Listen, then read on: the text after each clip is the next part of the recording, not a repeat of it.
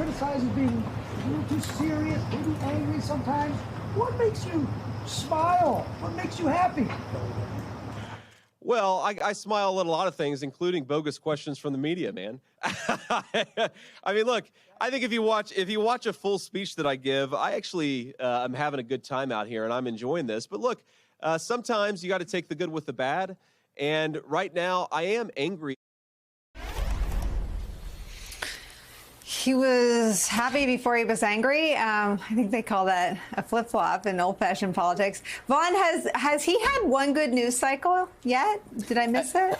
Nicole, I think I go back to the conversation that you and I had the day of the Republican National Convention when J.D. Vance was selected. And my surprise at his being selected, especially when you looked at him in contrast to Mike Pence. Mike Pence understood the assignment of being Donald Trump's running mate and vice president.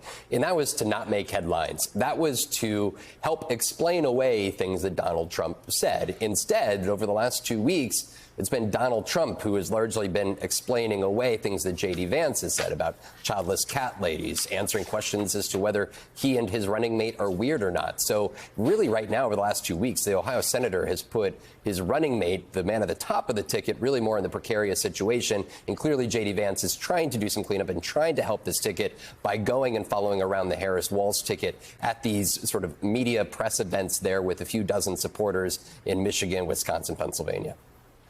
And what is he doing there? I saw him sort of wandering around an airport and going to a police station. I mean, what is he, like, it looks weird to me, but what is in his head, what is he trying to do? He is trying to provide counter-programming and a counter-narrative, especially to these local stations there, to the Harris-Walz message. You see thousands of people showing up for the Democratic rally, and he is not holding his own rally, but essentially his team is setting up a microphone and a podium, and he is taking, which is good, we should note, he is taking press questions, and at least allowing that in the Donald Trump counter-narrative to get out into the sphere, because his running mate, Donald Trump, has been at Mar-a-Lago at his estate for the entire week with no campaign events, and he will not be on the trail again until Friday night for an event in Bozeman, Montana, of course, notably not a battleground state. Why?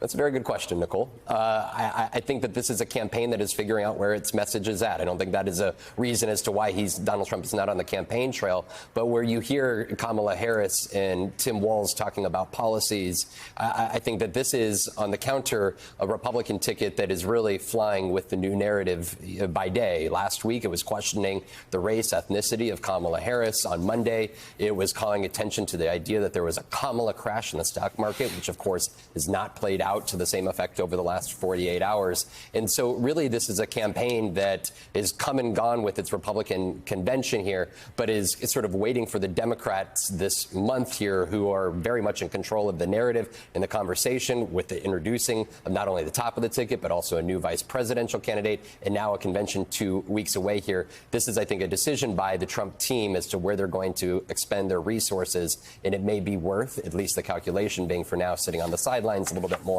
until they get to September.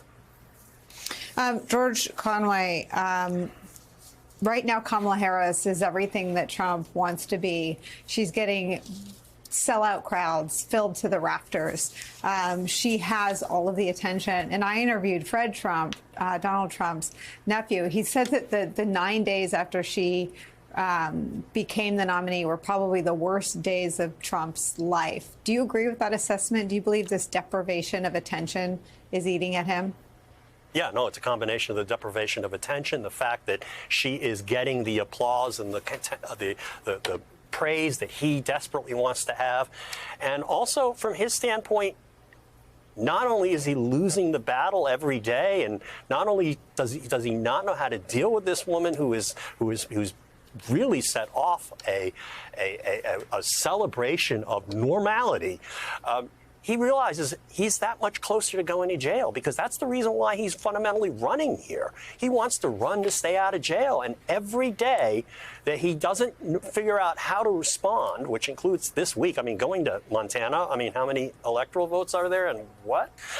I mean, he's 1 day closer to going to jail. And that's got to be scaring the living daylights out of him. And I'm sure he's probably one of the reasons why they don't have him out on the trail this week is it's going to be embarrassing to watch him up against Kamala Harris and to match the enthusiasm. So they've got J.D. Vance weirdly following Vice President Harris around, and he was wandering around toward her plane today to check the plane out. It was weird stuff, and it just shows that they're just completely lost at Mar-a-Lago.